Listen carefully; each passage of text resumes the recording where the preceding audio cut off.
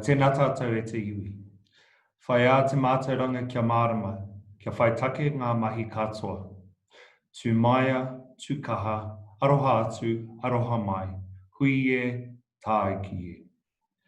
For this gathering, seek knowledge and understanding. Have purpose in all things we do. Be confident and brave, with respect and consideration for all. Kia ora tātou. Thank you, Matt. Kia ora koutou, ko Steve Hanrahan tāku ingoa, ke ponaki ahau I noho ana. Ko retire te awa, ko whakatere tu tonu tu munga. Ke tourism industry Aotearoa ahau I mahi ana, ko o te Advocacy Manager. Tēnā koutou katoa. Well, good afternoon everyone and welcome to this discussing tourism webinar. Thank you for joining us during Te Wiki o Te Reo Māori, Maori Language Week. Our discussing tourism focus today is the value proposition of Te Reo Māori for the tourism industry. Ihaka ngā hua o Te Reo Māori I te tāpoi. Our panelists today are Matu Ihaka, po Whakarae Matua at Taura Whiri I Te Reo Māori, the Maori Language Commission. We're also joined by Hayden Mariner.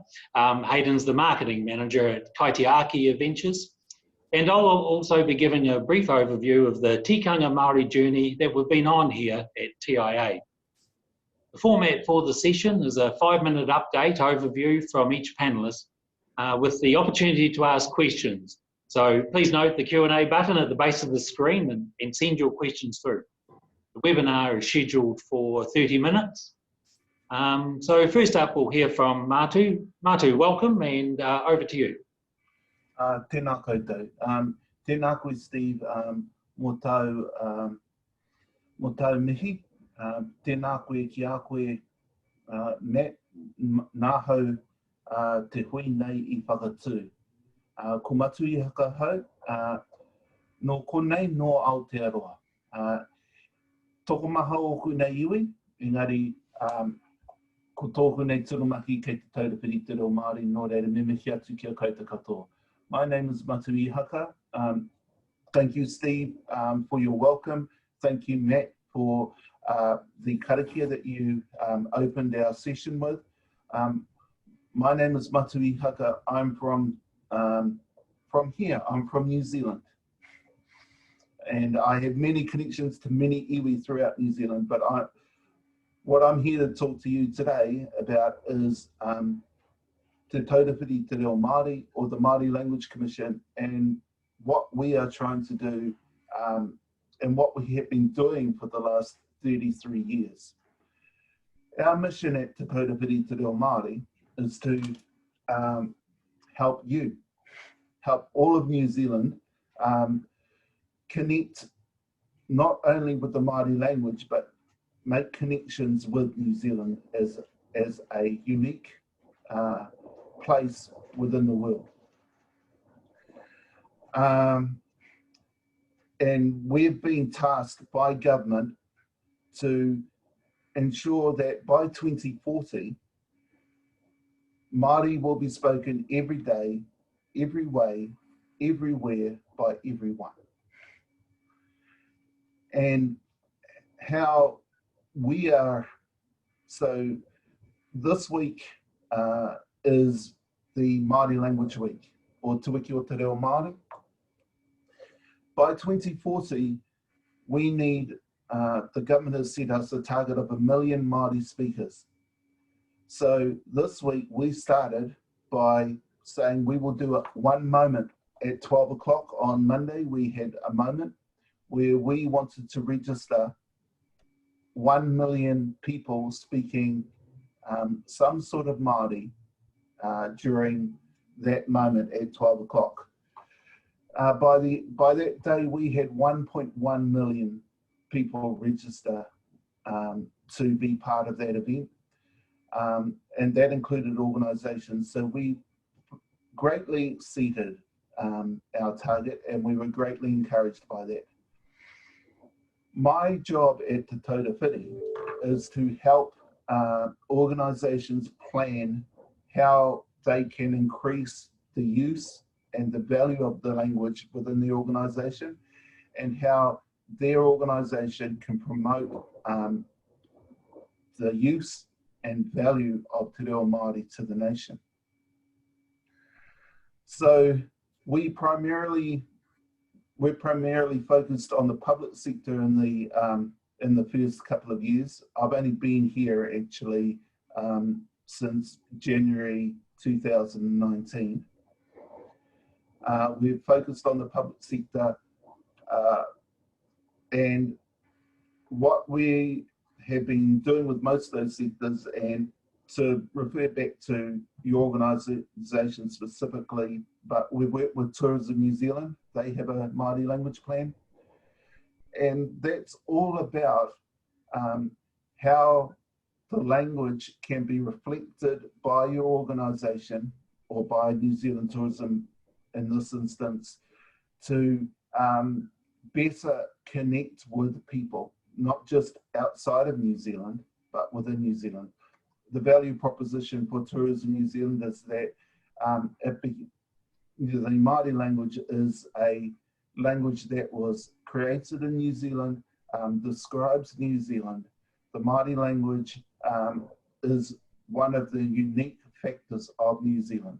It's something that people do come here to experience, not so much just the language, but the culture and how that culture has influenced New Zealand as a whole. So Te Whiri isn't here to say to everybody that you must speak Te Reo Māori. What our approach is in the interim is that speak New Zealand's language. And by that, we're saying that most of you will already have Māori words. Most of you already know what kia ora means. Most of you already know what kai means. Most of you know what wai means. And the object of Te Whiri, one of the purposes of Te Whiri, is to expand that lexicon, expand that vocabulary, to provide a richer New Zealand language. And as we expand the New Zealand language, it allows Māori speakers or Māori language learners to use more of that language within the wider New Zealand context. Referring back to, we've been working for a while now, for 2 years, with New Zealand Trade and Enterprise. They heavily rely on the use of Māori language in a lot of their comms. We have great relationships with the Ministry for Foreign Affairs and Trade. In fact, Foreign Affairs and Trade have put up on their Facebook, I think, we've seen the videos, all of their embassies have put up videos about the Māori language this week. They see the value of connecting with our language, with New Zealand's language. I'm reminded of a story, well, of just an experience that we all have when we go overseas. When we go overseas, people pick up on our accent. You know, they pick up on that we're different from Americans, that we're not Americans. The first thing they'll probably say is, where are you from? You're Aussie. And as soon as you say, no, I'm from New Zealand, they'll say a couple of things. They'll say Kiwi, they'll say All Black, and they may say kia ora. Now, 3 of those words, 3 out of those 5 words are Māori words. But actually, they're more than Māori words, they're New Zealand words. And the language influences the Māori culture, the language influences New Zealand's culture, and the Māori culture and New Zealand culture have so intertwined now that you can, when we're talking about people overseas, when we as New Zealanders travel overseas and intermix with the other nations, we have built our own culture that we take with us. Whether we're Māori or whether we're non-Māori, we've built our own culture, and it's a unique culture that I referred to a video I saw of an interview with a a Pākehā living in Britain, and he referred to the first time he went flashing in Britain, and he opened the fridge and everything in the fridge was named with each of the individual flatmates. And he didn't understand that how that could happen is in New Zealand, everything in the fridge is everybody's in the house, because you all contribute somehow to the house. And he picked that up. He said, on reflection, he said, New Zealand must have picked that up from the mixing of the two cultures. So what we at Te Tautawhiti are trying to do is trying to mix those, not the two cultures, but all cultures together. The common thread is that there was one language that was actually made here in New Zealand, and the New Zealand language is a variant of that language. It is continuously evolving. We are here to help you plan. We are here to also encourage you to give it a go. There have been lots of cases over the last year and a half since I've been here where people have been growled for using things in the wrong context. Our reply as the Māori Language Commission is, we would rather you make a mistake than not attempt. Give it a go. You've got my permission to get it wrong, and then you can refer back to me and say it's all my fault. But we're an inclusive culture. We need to open up and allow people to actually use the language. Get it wrong, as long as you think about after you've been corrected, that maybe I can do it better next time. But this is Te Tautawhiti. We are here to help. We are here to, if we talk about huru huru, where we had one of our Māori comedians go on about huru huru in one context. We were not pleased with that video because they tried. And actually, that Māori comedian was taking a very narrow definition of what huru huru means. And so we reached out to that company and we said to them, you know, you're going to get these knocks, but we're here to support you. And actually, the name you chose is okay by us. Sometimes we're going to get it wrong, but we learn from our mistakes. Te Tautawhiti is not the be-all and end-all of the Māori language. We're not here to stop people using it. We're here to ensure that it survives, it thrives, it is New Zealand's.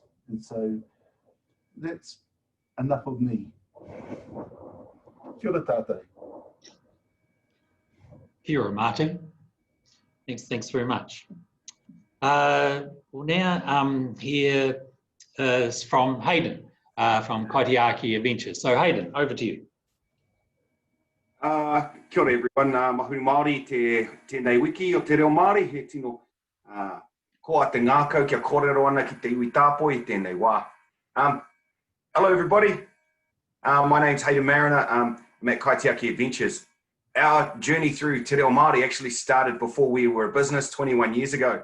And it was a real interesting experience for us because what we did was we tried to do the right thing by not only the reo, but by our culture. And that meant before we became a whitewater rafting company, we sought out the river we wished to work on and we sought out the mana whenua. And for those of you who are working in tourism and anywhere in New Zealand, there will be a mana whenua where you are. Māori have stories that echo across, they have claims, they have a history with the whenua. And so if you're looking for your first port of call as an entry point into Te Reo Māori, as it might relate to your business, try talking to your local mana whenua. And that's what we did. We went down and talked to Ngāti Pukeao because they were the mana whenua of the Kaituna Awa. And what was really surprising to us, because this was 21 years ago, was that whitewater rafting had existed on the Kaituna since the 70s. And we were the first people that had had a conversation with the iwi about what it was like to live on their river. In fact, we were the first ones to ask for permission to raft on their river. And so over that 21-year period, tourism has changed exponentially, but we as Kaitiaki Adventures have stayed the same. Our kaupapa has always been about inclusivity and providing a gateway for people to have a really awesome experience in New Zealand that was uniquely Aotearoa. And the ways that we do that are starting out with Te Reo is actually incorporating it into our everyday. And not in an ostentatious way, not putting a spotlight on it, but making it part of our everyday conversations.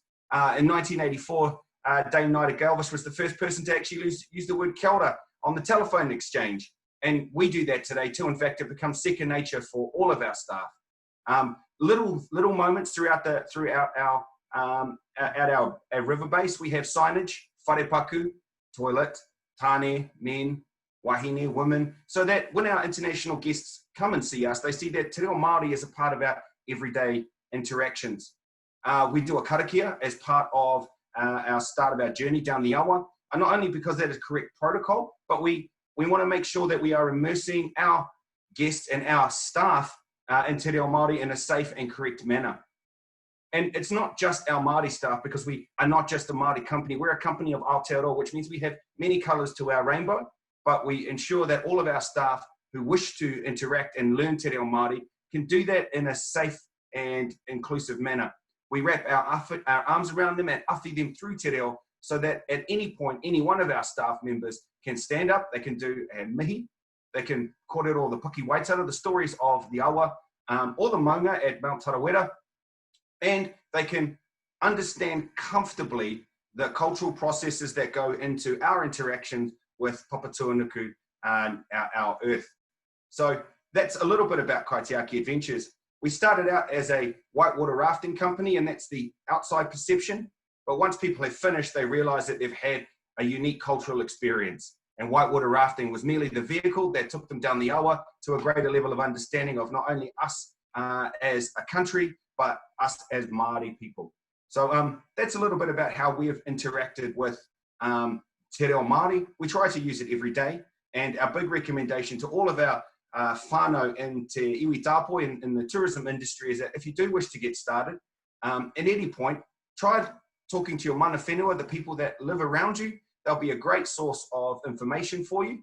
And as long as you're using it in an authentic way, you should be safe, and there'll be lots of awhi, as Matu talked about.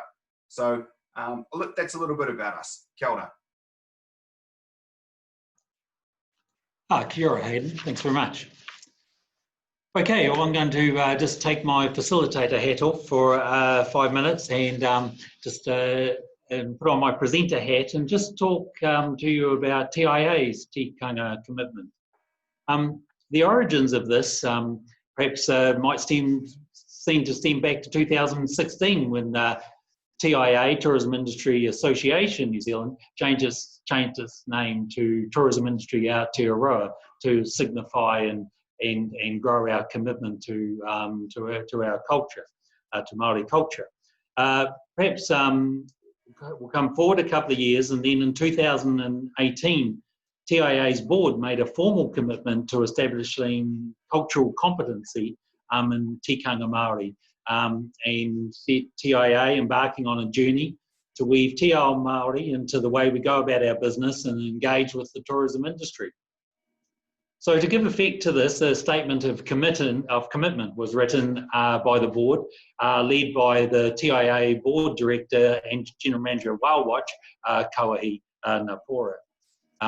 Also, the board has updated the TIA constitution and has been amended to also enable formally having a Maori representative on the board.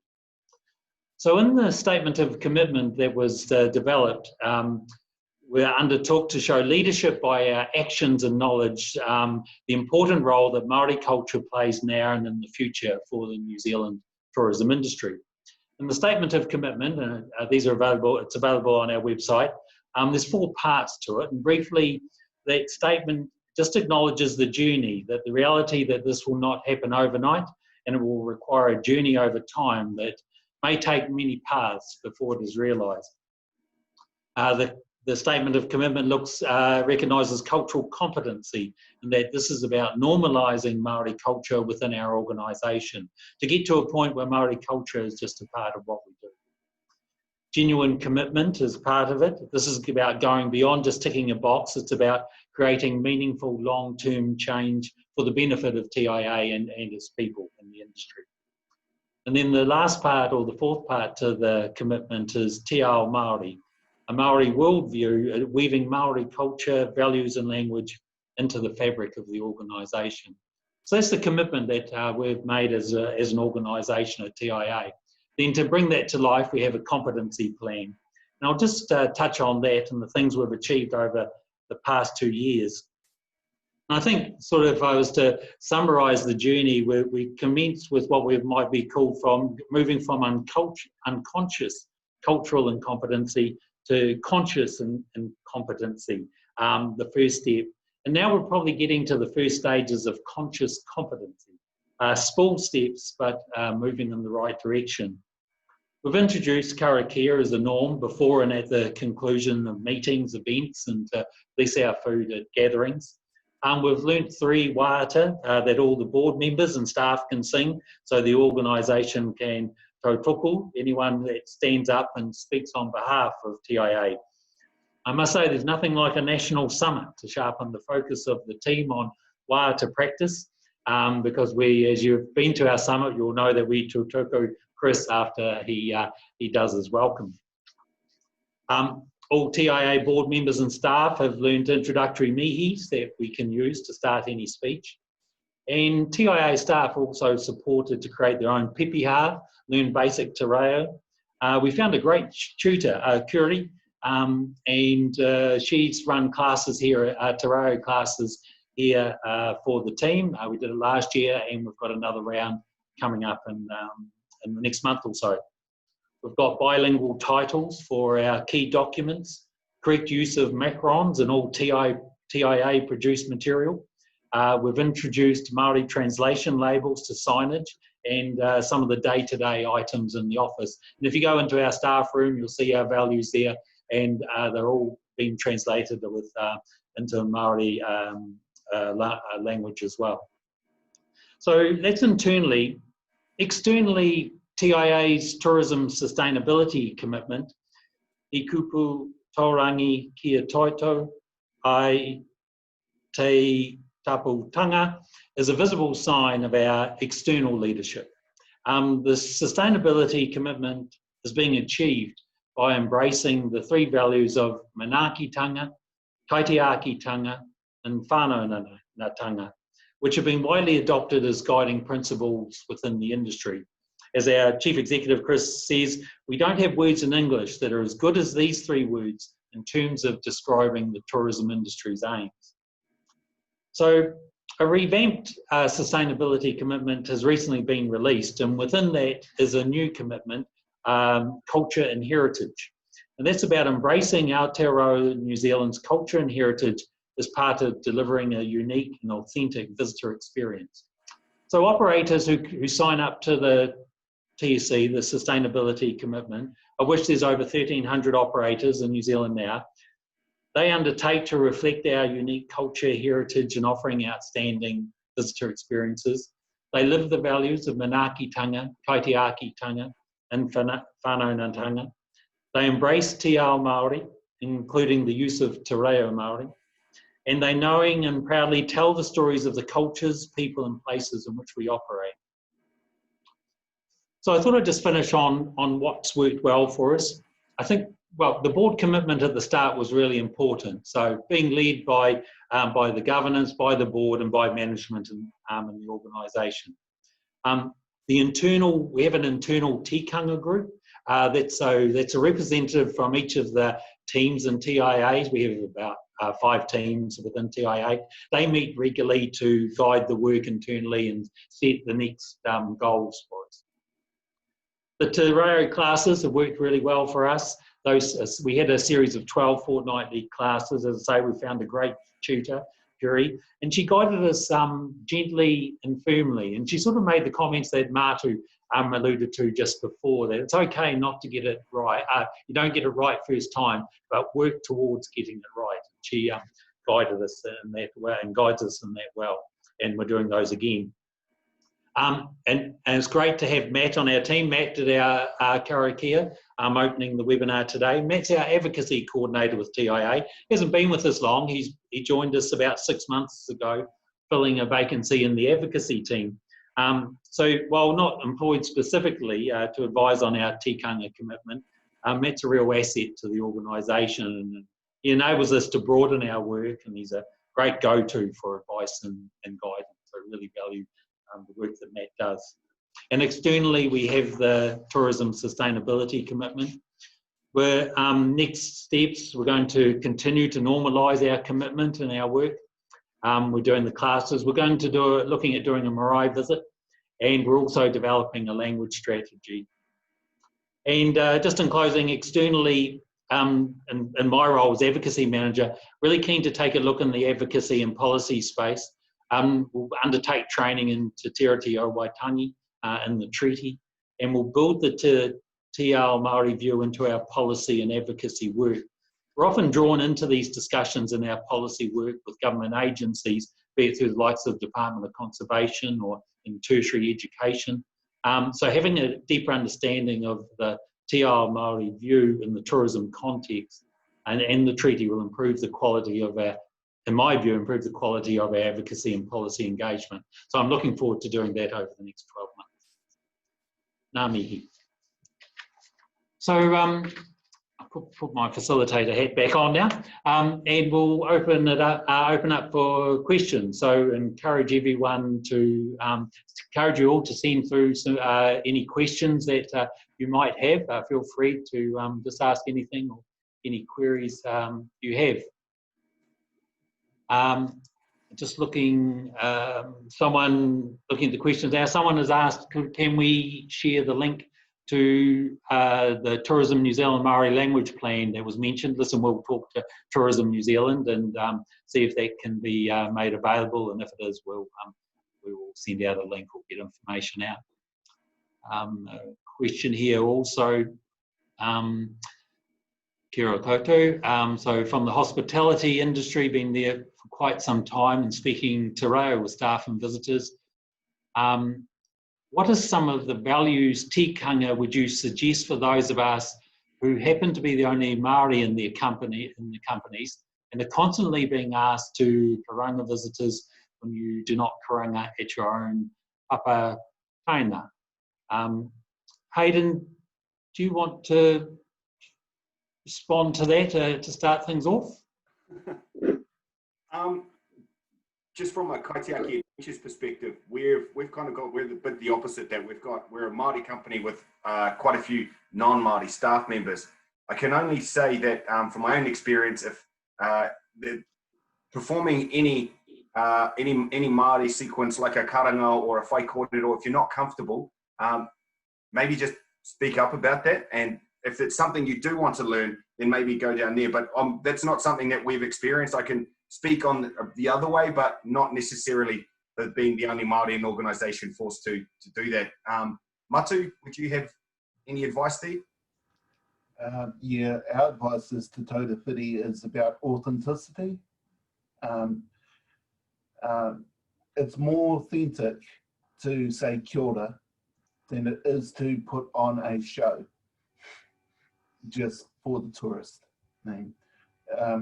I like what Steve has been saying about normalising things. It's not normal in our culture for somebody to scream at you to come into the house, or, you know, it is normal on a marae, but it's not normal everywhere else. So it should not be normal within your business unless your business is about taking people onto a marae. All right, thanks, Matu. Hayden.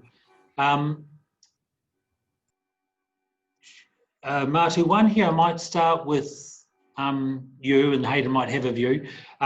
Kia ora, our cycle company has attempted to connect with mana whenua around Lake Waikeria Moana. We're not hearing back. What might be the best approach?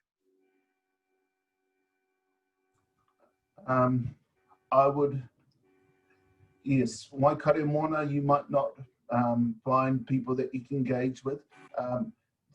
Tūhoi do have a, I wouldn't call it a governing council, but it's called Te Uru Taumata. And they're sort of legal entity that interfaces between the Crown and the Tūhoi people. And you might be able to go through them. They're at Tāne Atua. They've got that big eco building at Tāne Atua. They would help you. Great, thanks, Matu. Hayden, don't know if you have anything to add to that. No, that was actually my suggestion to visit the guys at Te Uru Taumata in Tāne Atua as a starting point. And I'd actually visit them in person. You'd probably get better results than sending an email. Thanks. This next question, I think, is a common one. I live in fear of making a mistake. I really need to get over this and just get on with embracing Māori culture. I feel many others might feel the same, and I certainly know that was something I acutely felt as we headed into our tikanga commitment, and that's why I was very grateful to the likes of Whiri and having a tutor and someone just to guide us through it. And I must say, anyone you speak to was usually very understanding and sympathetic, but as I sort of made the comment earlier, keep working to getting it right. Hayden, any comments do you experience that as well in your organisation? Yep. Yeah. What we always try to say is basically what Matu says, which is just give it a go. Small bites are better than taking large bites. And you know, kua he iti te mahi. You know, it's very, very valued. If you're only comfortable saying kia ora and ka kite, then say kia ora and ka kite and do it with confidence. And, you know, do it with a bit of oomph, because that will translate over to how you communicate with your visitors. We try to get our staff to take small steps instead of just dumping an entire amount of Māori culture on them in one hit. Even when it comes to learning the puki waitara, the kōrero of our awa, it's one story at a time. You know, there's no pressure to learn it in any time frame. It's all about them feeling comfortable and confident, and then they can deliver it really, really well, which is what we've found has worked for us over the last 21 years. Great, thanks. Just a comment about that. Everybody has fears. Māori have fears about whether they're saying the right thing as well. There's a saying in Māori, patua te whakamā, which is kill off the embarrassment so you can actually get things done. As I said, make a mistake and then learn from it. You don't learn from what you get right, you learn from the mistakes. Great, thanks, Matu. Just one here, maybe for Matu or Hayden. This attendee's one of two Māori within an organisation. We're around 80 people are currently doing events with kai within our spaces that have taina. Is this appropriate? And if not, how can I bring this up to our higher ups in a respectful manner?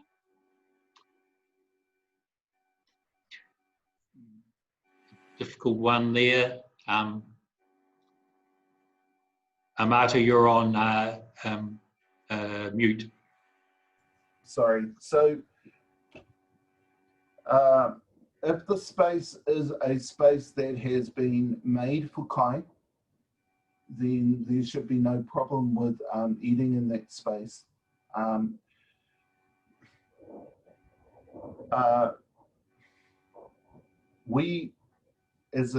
If you come to Ngāti Porou, you will see many whare kai that have carvings in them and tuku and all the rest of it. They look like our meeting houses, but they are whare kai. They are places where we have kai.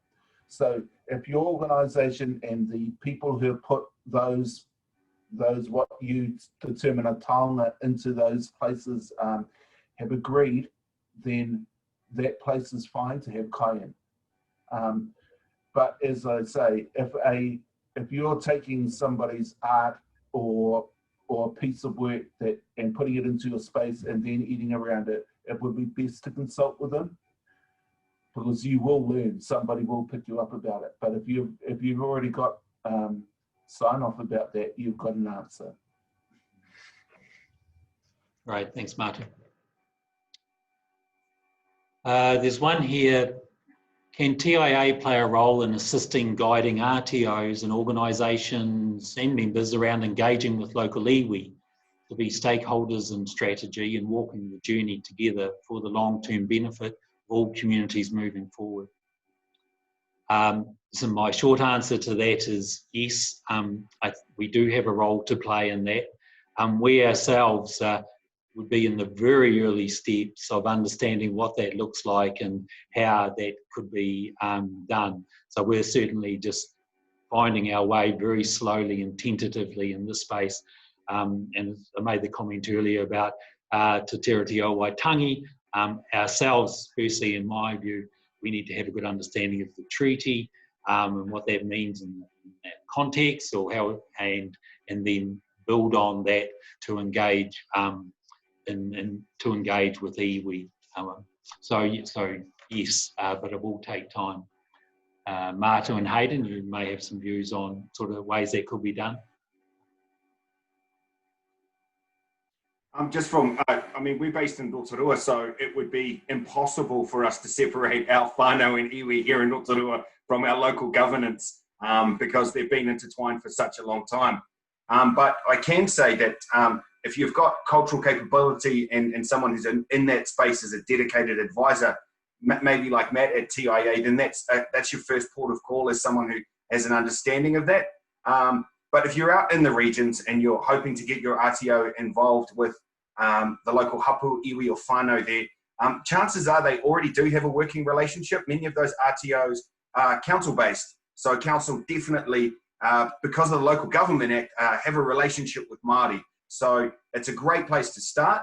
It may be just a simple matter of fleshing out the questions you want to ask and then maybe putting them to your RTO to try and get some understanding there. But definitely your regional tourism officers, your economic development agencies, if they're involved with council, they are involved with Māori.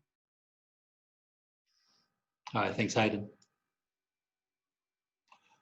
Okay, well, that draws us to the end of our questions. So thanks very much to everyone for sending those through. Listen, if you've got any questions after this and you didn't want to raise them now, but you would like to raise them later, then feel free to get in touch. Listen, you can get in touch with me at any time or email through to info@TIA and we can organise to respond or have a chat. So certainly encourage members to do that. So a couple of closing comments from myself. Thank you to all our members for participating today and for your questions. And also thanks very much to our panellists, to Matu and Hayden as well. I really appreciate you contributing and giving us your time today. The webinar will be available on the TIA website by the end of tomorrow. And we hope you can also join us for our webinar next week, Thursday, the 24th of September at 2 p.m. That has a focus on wellbeing and resilience. And as you may already be aware, it's Mental Health Awareness Week next week. Reminder also that registrations are now open for the Tourism Summit Aotearoa, being held on the 17th of November in Wellington. So visit tourismsummit.co.nz to register for that. It's going to be a great event. And Matt, over to you for closing karakia. O tēnā no tātou, kei oku nui, kei oku rahi, e Matu, e Hayden, nei ngā mihi ki o kōrua, mō kōrua whakaaro, mō kōrua akiaki kia mātua te ao tāpoi. He kupu whakakapi i tō tātou hui, kia tātou katoa, te āio, te aroha, me te marutau. Peace, love, and well-being to us all. Kia ora.